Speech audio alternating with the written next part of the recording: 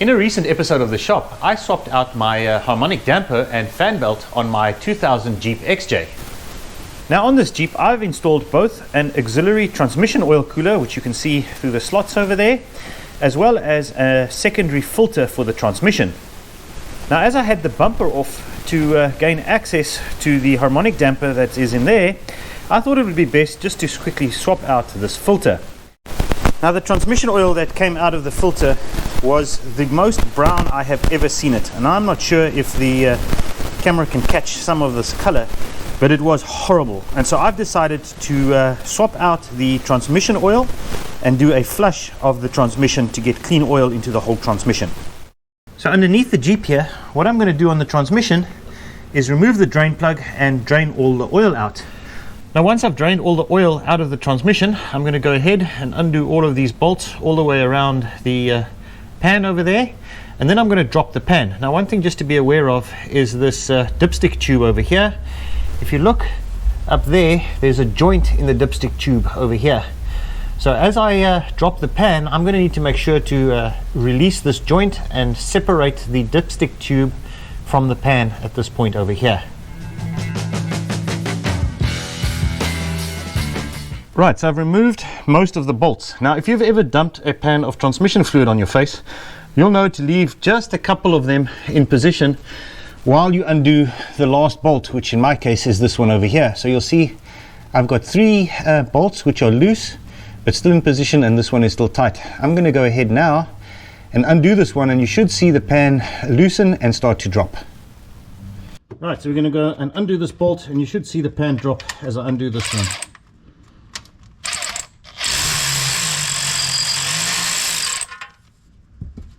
Alright, so there you can see the pan has dropped, and fortunately we've got those bolts in place, so I can now go ahead and support the pan with my hand while I remove the last few bolts.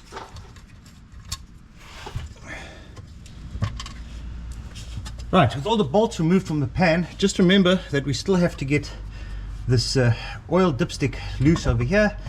So I'm going to pry this with my hand, wiggle it until it pops.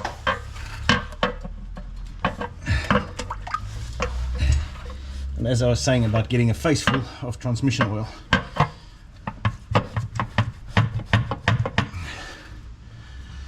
this is rather difficult to get undone, and it does take a bit of effort.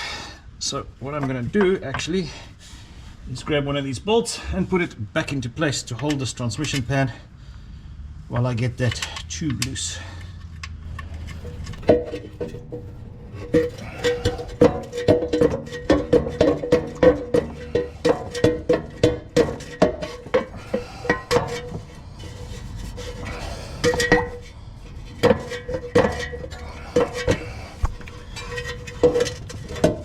So as I mentioned earlier, I really don't think there is a good way of getting this joint loose.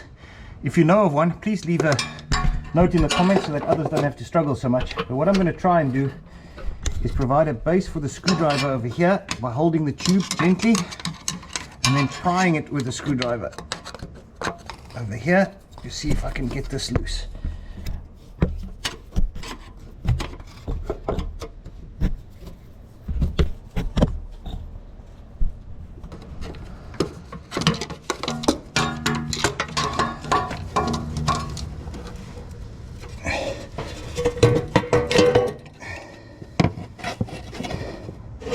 Well, there we go. This hose separator tool worked absolutely brilliantly to get that off.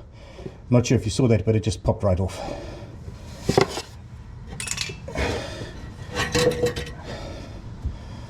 Now with the dipstick separated and all the bolts removed, we can just carefully drop this pan down without getting too much dirt into our transmission over there. There we go. So before I clean up the oil pan to reinstall it, I just want to do diagnostics on the bottom of the oil pan. The first thing you'll notice are these two little black clips over here. They're actually a single clip, and they fit on the back of one of the wiring harnesses. So I'm not too concerned about those. Certainly I'm not going to leave them in the sump, but these are simply damaged components which I'll remove. Now the next thing is to look at is the magnet over here. And what worries me is I found this very fine steel wire in there. There's a little pieces of swarf in there. You should never find chunks on the magnet. I don't know if the camera can see it, but there's that little piece just over there. Right, so I've taken that little piece out and put it on my fingernail. You might just be able to see it over there. And I'm a little bit concerned about that sliver. You should never find slivers in your sump. This kind of just dirt is normal. There's normal wear because you have the steel plates inside of there, so I'm not worried about that at all. But that little sliver is of concern. Now, the good news is I am planning to swap out this transmission at some point and put a four-wheel drive transmission into this Jeep. So I already actually have a replacement transmission. And on a future episode of the shop, I'm going to tear that transmission down and do a full rebuild. So stay tuned for that episode where we do a full rebuild of this AW4 transmission. Until then, I'm just going to continue now, clean up these magnets, and then replace this oil pan. Right, to remove the old transmission filter, there are 4 bolts that you need to undo. I've broken these all loose, so I can just pop them off.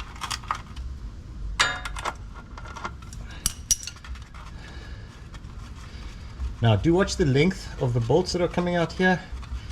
Make sure that they are all the same, and if any are different, that you know where the different ones are.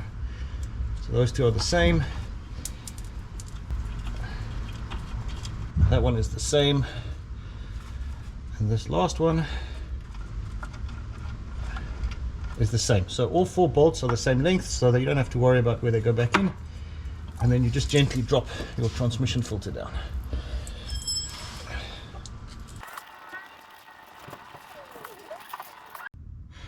So we've got our replacement screen or filter over here, and I'm going to go ahead now, put it into position, and then tighten up these bolts.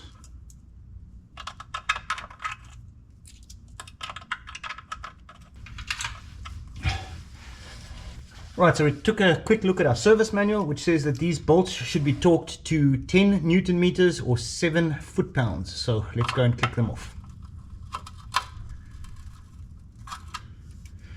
As you can see, I'm just turning each one of these one by one, as they're not anywhere near that torque yet. And I want to gradually cinch this filter down.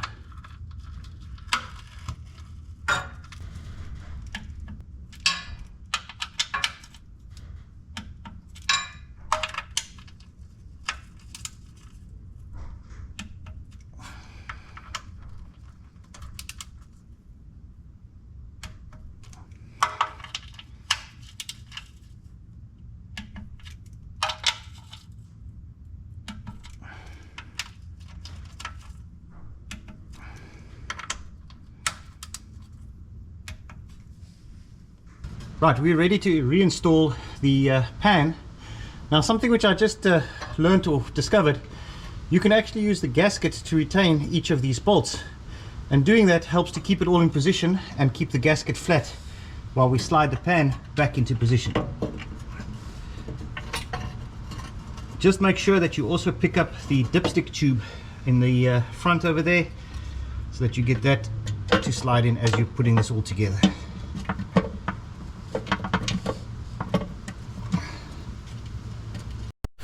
Right, the other thing I recommend that you check is to check that your dipstick tube has entered the dipstick tube that's attached to the sump correctly. If not, it might just need a little bit of a tap from above to make sure that it seats properly into its groove over there.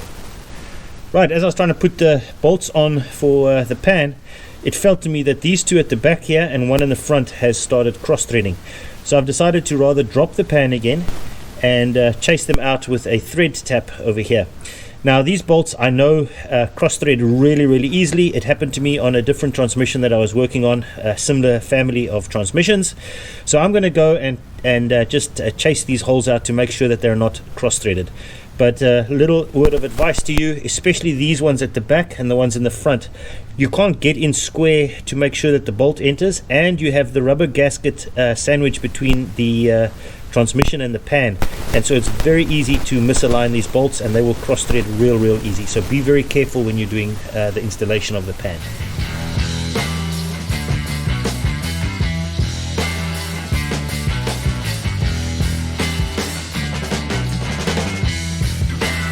Right, I had a real struggle getting this oil pan in without cross-threading these bolts. And so what I ended up doing is taking two of these slightly longer M6 bolts that I had, and then pinning this pan in two places, one there and one there. That prevented the pan from falling down. Once I had that, I then started at the back and started these three bolts that are at the back of the pan first, and then I did the 4 bolts in the front of the pan. And from there I went and did the sides.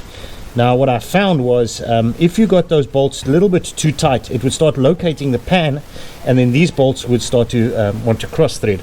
So you had to make sure that they were all loose, so that you could move the pan around and get these so that they would engage. Once that started to engage, you can start to wind them down now. So be very careful with these bolts. As I mentioned, even following that method of putting the ones in the back first and then in the front and then doing the sides then wanted to start stripping. So highly recommend you follow that route. 2 longer bolts, pin the pan so it doesn't fall down, then put the hand start the bolts in the back, then hand start the bolts in the front, and then you can do the sides. I'm going to go now and snug all of these bolts up, and then we're going to torque them up. Right, the service manual says that these pan bolts need to be torqued to 7 Newton meters or 65 inch-pounds, and that's a very low torque value. So those of you who like using your impacts to drive it up, or just doing it good and tight, don't go too tight on these because you might strip them out. Just remember that the casing is aluminum and you've got a steel bolt in aluminum. So if you go too tight, you'll either strip out the casing or you will bend the pan. So I'm going to torque these to 7 Newton meters or 65 inch-pounds.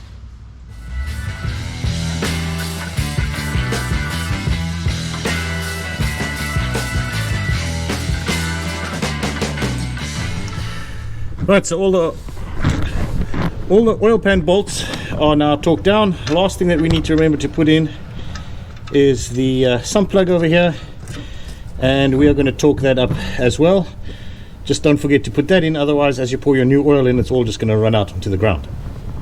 With the transmission pan reinstalled and the drain plug torqued back down again, we're going to go ahead and fill up the transmission. Now we're using Dextron 3 Merc, which is recommended in the service manual. We're going to go ahead and fill this up. I know we can't check the level just yet because the engine is not warm, but we're going to go and fill up the sump so long.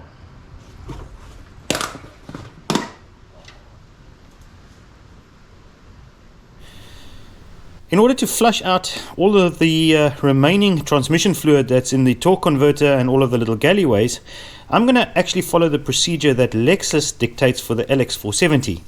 Now, if you've watched our video where we do the transmission fluid on the Lexus LX470, you'll know the procedure that we need to follow.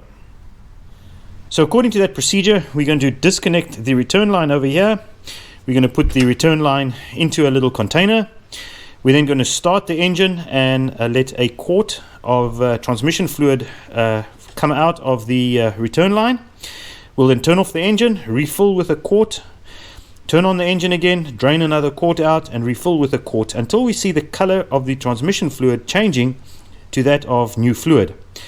We're going to go ahead and use that procedure to drain out the remainder of the oil that's in the torque converter and galleyways in the valve body. Yep.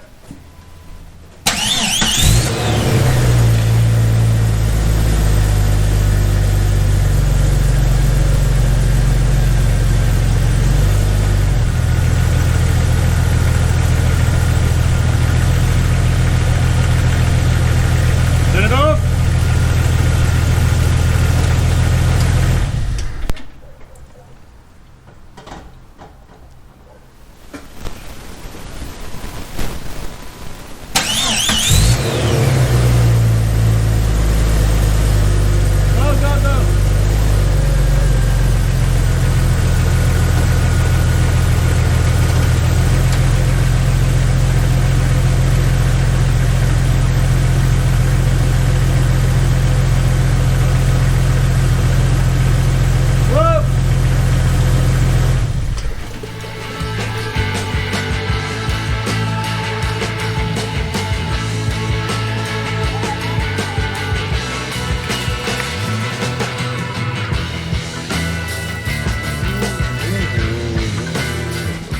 We've checked the transmission level with the engine hot at idle in neutral, and it's just a little bit low on the stick, so we're going to add just a little bit more transmission fluid,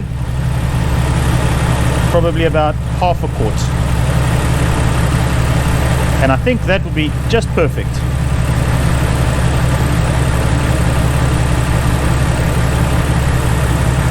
So we're going to let it idle for a few more minutes and then check it again.